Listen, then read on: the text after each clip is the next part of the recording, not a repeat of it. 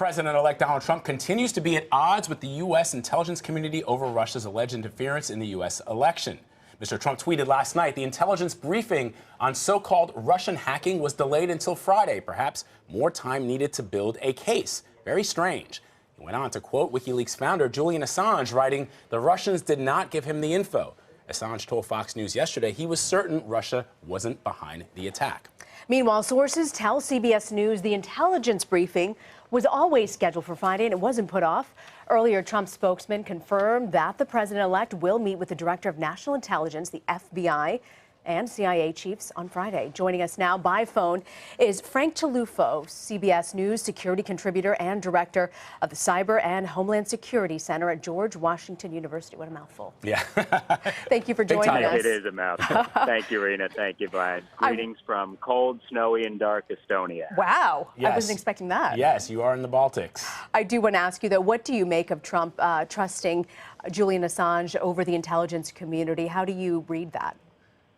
You know, I'm genuinely puzzled on this one. While I obviously haven't been privy to all the information here, to quote Mark Twain, whereas history may not repeat itself, it tends to rhyme. And it seems to be pretty clear-cut that Russia was, in fact, behind the hack. So I'm somewhat scratching my head, to be absolutely honest. The president-elect has said that he has information on the Russian hacking that others do not. In your estimation, your analysis, Frank, do you think he's referring to Julian Assange, who said the Russians didn't give him the info, or is it something else? I mean, if he's not getting daily intelligence briefings, and he said back in early December that he didn't need them, what could this information possibly be? You know, that could very well be the source that he's citing, but I think there's an important narrative here that hasn't really been told, and that is, if you get the entire U.S. intelligence community agreeing on anything, you can rest pretty assured that it's been corroborated through multiple means, and I think it's important to recognize that our only means of collection or intelligence is not only cyber forensics, but we could arguably have other forms of collection and information as well. So my guess is maybe he is turning to Assange. Maybe there have been some private consultants who have advised otherwise. But to think that the intelligence community's only means of identifying who's behind that clickety-clack of the keyboard is through cyber means alone, I think is wrong. They've got other potential sources as well. Frank, we know that Donald Trump will be briefed by senior intelligence folks on Friday. You've done these briefings before. What do you expect he'll hear? And do you think that his presidential daily brief will look something different than it did for President Obama?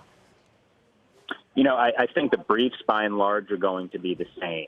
I mean, obviously, the presidential daily briefers tend to focus in on what the executive, he or she may be interested in and what their favorite format is and the like. But the information is going to be clearly the same information, and it's based on collection that has been gleaned through signals intelligence or through imagery or through human intelligence. And I don't see that changing at all because at the end of the day, that's agnostic to whoever's in office. What may change is the form or the format as to how a particular executive absorbs information and based on the questions they ask. So I don't see the actual briefing changing much, but maybe the form changes a bit. Frank, Missouri Senator Claire McCaskill blasted the president-elect this morning on Twitter. I'm going to put up the tweet, what she wrote. "Intelligence community is the first line in our war against terror. The disrespect shown them by Trump is stunning. They're the best in the world. President-elect Trump will need to work closely with the intelligence community when he takes office." Is there a sense that the folks who do the job of protecting us here in the United States, they do that here, they do that abroad, not just those folks in the clandestine services, but those folks who are analysts, that they may feel that the president-elect does not have their back?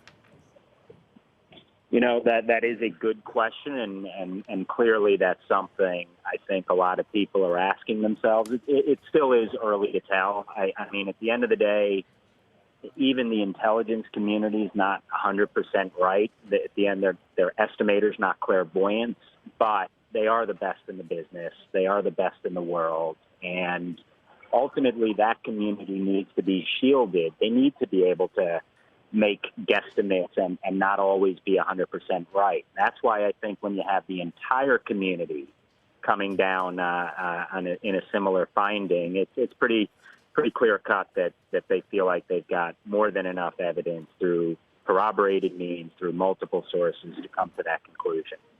Frank Cillufo, thank you for joining us from Estonia.